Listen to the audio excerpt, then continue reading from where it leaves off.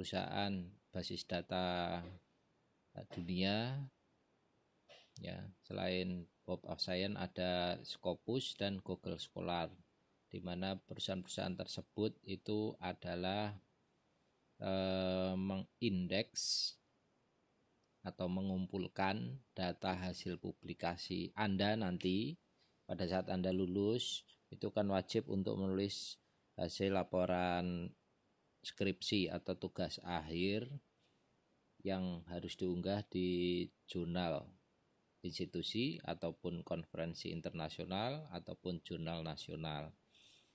Data-data hasil publikasi Anda itu dikumpulkan ya oleh perusahaan-perusahaan basis data itu, sehingga untuk apa? Supaya peneliti-peneliti yang lain, penulis-penulis yang lain dapat mensitasi atau merefer tulisan-tulisan yang mereka anggap penting atau berkontribusi terhadap penelitian yang nantinya dikerjakan oleh peneliti-peneliti setelah Anda.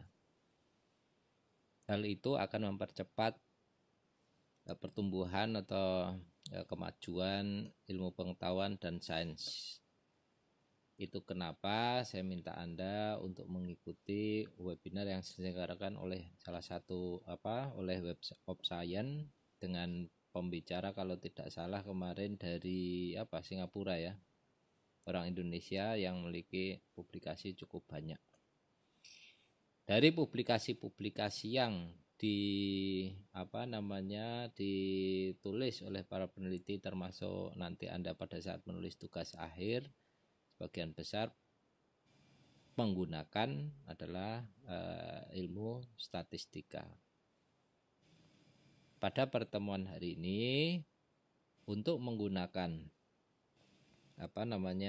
teori-teori dan metode statistika sebagai mahasiswa teknik komputer perlu kiranya untuk memahami bahasa R. Bahasa R saat ini digunakan banyak oleh para peneliti, bahkan pun untuk pengolahan pada bidang information science, data mining, big data ya. Kemudian dikombinasikan dengan beberapa back-end basis data seperti MySQL, Oracle, dan seterusnya. Sebelum melangkah ke sana, saya berupaya untuk mengenalkan kepada Anda. Ini baru angkatan pertama ya. Kami mengenalkan apa itu bahasa R. Saya pikir hal ini sangat menarik karena bahasa R ini hampir semua disiplin ilmu membutuhkan untuk digunakan. Bagaimana posisi kita sebagai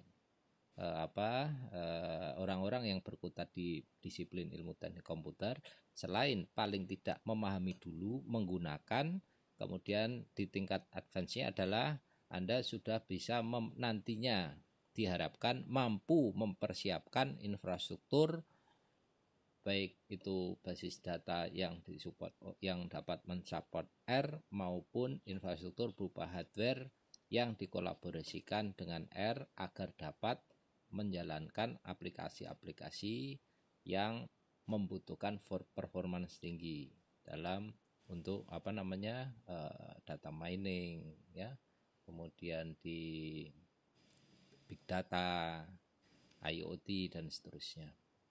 Seperti yang pernah saya sampaikan bahwa pertumbuhan perangkat sensor IoT saat ini sedemikian pesat. Berita terakhir yang saya dapatkan adalah di Amerika saat ini tiap rumah itu yang memiliki instalasi panel surya renewable energy yang saat ini sedang tren dibicarakan di Indonesia dan di riset oleh banyak peneliti di Indonesia, tiap rumah itu memiliki satu panel surya, satu infrastruktur panel surya. Kemudian PLN di sana itu pada satu ketika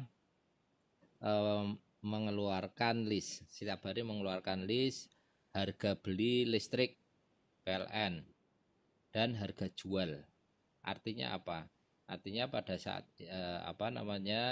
solar panel yang dipasang di tiap rumah untuk rumah dia sendiri itu dihubungkan ke jaringan PLN, Selain dia bisa menghemat, juga bisa mendapatkan keuntungan. Keuntungannya bagaimana, Pak? Si pemilik rumah bisa menjual hasil listrik yang dihasilkan dari solar panel surya yang dimilikinya, ya, kemudian dibeli oleh PLN. Kemudian bagaimana cara menjualnya? Adalah membuat satu aplikasi Android yang pemilik rumah dapat menjual kapanpun. Dia akan melihat, oh harga saat ini tinggi nih, jual. Ya. Kemudian infrastrukturnya lalu bagaimana? Anda bisa bayangkan dari perangkat Android atau handphone milik si pemilik rumah masuk ke data melalui jaringan GSM 4G gitu ya. Kemudian masuk ke cloud, identifikasi ID-nya. Dari cloud akan men-trigger atau mengendalikan perangkat panel surya di rumah pemilik rumah dengan ID yang request tersebut. Kemudian melakukan operasi kendali di mana hasil listrik yang dihasilkan panel surya masuk ke jala-jala listrik PLN di sana. Bisa dibayangkan satu rumah, bagaimana kalau satu RT ada 30 rumah, kalau satu RW ada sekitar 200 rumah. Kalau satu kelurahan, satu kecamatan, sekota, satu provinsi, itu pekerjaan siapa? Bagaimana data diolah? Ya, ini salah satu aplikasi atau salah satu bahasa pemrograman yang dapat Anda gunakan nantinya untuk berbagai kepentingan. Salah satu contohnya adalah yang tadi, sehingga saya bercerita seperti ini untuk men-trigger, ya, membuka wawasan Anda, membuka ide-ide, sehingga apa yang Anda akan angkat untuk riset nanti di tugas akhir itu paling tidak ada sedikit jendela wawasan. Oh, di sana perkembangannya seperti itu. Anda bisa ambil riset apa? Oh, saya mau bikin aplikasi Android-nya, Pak. Oh, saya mau bikin aplikasi kendali IoT-nya, Pak. Pak, saya mau bikin instrumen panel suryanya supaya bisa dimonitor keluarannya dan seterusnya. Itu salah satu objek, masih banyak objek yang lain. Kemudian tujuan pembelajaran pada hari ini diharapkan mahasiswa bisa menggunakan R mulai dari langkah awal, yaitu bagaimana cara mengunduhnya, kemudian instalasi dan jalankan R. Yang kedua, ini adalah pengantar, ya, contoh aplikasi dalam menggunakan R, yaitu pengenalan mengenai data objek, vektor, matrik, array, dan data frame. Ini hanya sebagai pendahuluan yang nantinya Anda kembangkan sendiri sesuai dengan disesuaikan dengan materi-materi statistik yang nanti saya sampaikan di pertemuan berikutnya. Jadi kalau saya bilang ini metode parametrik jenis data parametrik, non parametrik, kemudian ini perlu diolah dengan regresi linear, ini perlu diolah dengan faktor, analisis faktor, coba buat aplikasinya, datanya seperti ini, saya kirim datanya, Anda coding dengan menggunakan R, tampilkan hasil dalam bentuk grafik bebas, silahkan menggunakan line, bar chart atau mengupai dan seterusnya. Itu contoh-contoh nantinya misalnya tugas saya berikan, ya, dengan berbasis pada R. Summary, jadi bagaimana nanti menjalankan R, kemudian vektor, data, terakhir adalah frame untuk pertemuan hari ini. Apa itu bahasa R? Bagaimana kita memasangnya pada PC, bagaimana membaca data dan ekspor, bagaimana melakukan perintah dasar statistik dengan R. R adalah, mengulang pertemuan yang lalu, adalah soal statistik berbasis pada S. Kemudian R adalah interpreter. Apa bedanya interpreter dengan compiler? Kita lihat ya. Interpreter itu, menerjemahkan instruksi, ya, langsung dari kode yang Anda ketikkan, enter gitu ya, dia langsung dieksekusi oleh mesin melalui bahasa mesinnya, melalui kode yang dipahami oleh bahasa mesin. Sedangkan compiler itu adalah satu program komputer yang mengubah bahasa tingkat tinggi yang kita bikin source code itu menjadi suatu objek atau diparsing. Kemudian setelah itu menggunakan library yang dimiliki, jadilah satu program dalam bahasa mesin yang siap dieksekusi. Perbedaan antara compiler dan interpreter harus memiliki source code dan aplikasi sudah terpasang dijalankan. Sedangkan compiler hasil yang program kode yang dihasilkan langsung bisa dieksekusi pada sistem operasi tanpa harus program compilernya ada di sana karena sudah menjadi suatu kode yang executable. Kemudian interpreter bisa dijalankan baris per baris. Itu adalah salah satu tipikal R, yaitu suatu interpreter. Kemudian untuk rilis terbaru bisa Anda ambil di repositori Indonesia, satu-satunya di Indonesia, dikeluarkan oleh BPPT ya. Dia dibuat oleh BPPT, silahkan bisa diakses di sana. Mudah-mudahan Anda bisa download sambil mendengarkan paparan saya. Rilis terbaru tanggal 22 September 2020 yaitu R versi 4 untuk Mac, untuk Mac dan Windows. Tinggal diklik ya, download, klik next, yes, selesai. R sudah terpasang. Kemudian untuk Linux juga tersedia paket-paket sesuai dengan distronya, baik Debian, Fedora, Red Hat, SUSE ataupun Ubuntu yang Anda mungkin sebagian ada yang sudah familiar dengan Ubuntu. Kemudian instalasi untuk Linux kalau menggunakan file yang paket aslinya ya perlu dikompilasi. Untuk Mac dan Windows tidak ada masalah. Kemudian bagaimana cara menjalankannya untuk Linux dan Mac? Itu adalah untuk Linux dan Mac kita perlu mengetikkan seperti ini ya. Contoh. Soren, kelihatan konsol saya? Lihat Pak. Oke. Ini ya, jadi kalau di sini punya saya ini di sini R, enter. Nah, ini adalah R.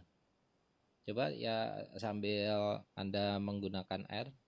Nah, ini adalah R. Sudah seperti ini aja Pak, kok tradisional sekali ya, ini mesin R-nya. Ya, interpreternya. Kita bisa gunakan seperti kita pakai MATLAB. Beda dengan Anda gunakan pada saat praktikum itu Pascal C atau Delphi ya.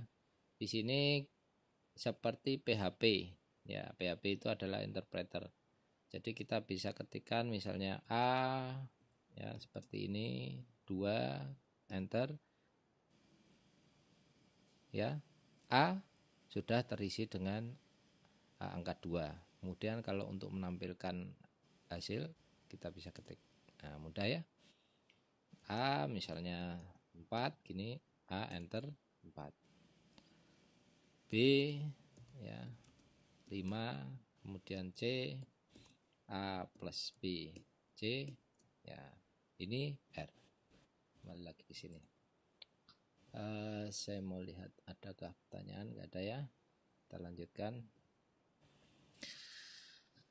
Lalu mode objek data pada R adalah numerik 12 minus 2,3 12 pangkat 1,2, kemudian kompleks 1,2 pangkat 6 ya, kemudian karakter adalah ada huruf huruf contohnya adalah kata dan probabilitas. Kemudian logical, ini data-data yang bisa diolah di R. Logical contoh T, F. T adalah true, F adalah false. Bisa diikuti ya. Numerik ya, kemudian ini contohnya mestinya harusnya di tab. Kemudian objek data dalam R adalah vektor, matriks, array, faktor, list, dan data frame. Apa itu objek vektor? Vektor merupakan tipe sederhana dari objek data. Ya, rata-rata semua data di R menggunakan vektor. semua elemen memiliki mode yang sama. Cara masanya jika X adalah objek vektor, maka untuk mengakses terhadap elemen ke I ya adalah dilakukan melalui X tanda kurung tutup ya, kurung kotak tutup, kurung buka tutup I. Indeks I merupakan integer dari indeks atau elemen logical dari objek. Contohnya ada enggak ya? Nah, ini aja ya. Nah, ini kita contoh, kita bikin. Kita pakai R. Masuk ke R, setelah itu X ketik aja di sini ya.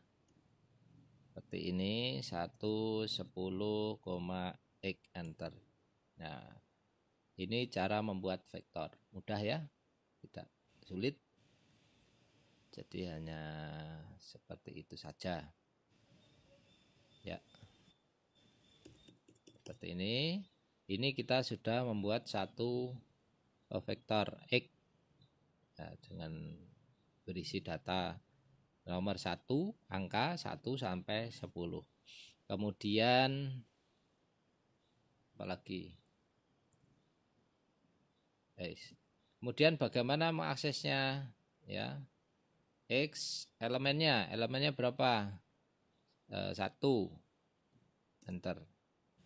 X elemen berapa? Elemen ke-7.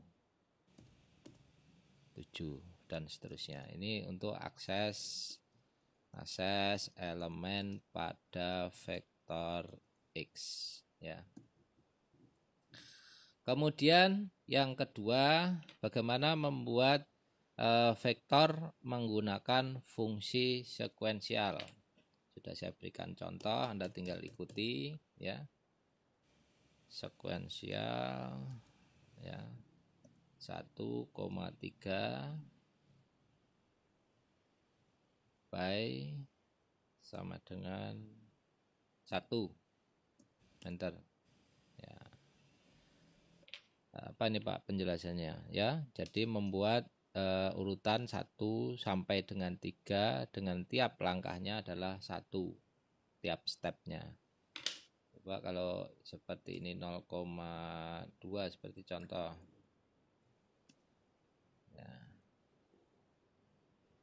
Bisa dilihat ya.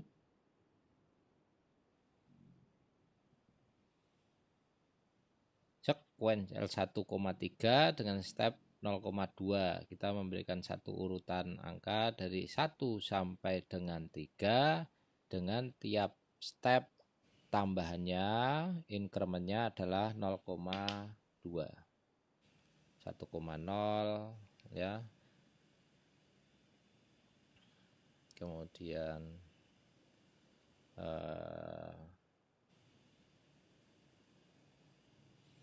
1,2, 1,4 sampai dengan 3.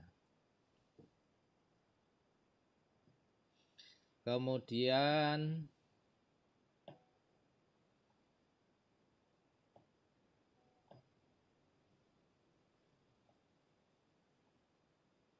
sebentar ya. Sorry.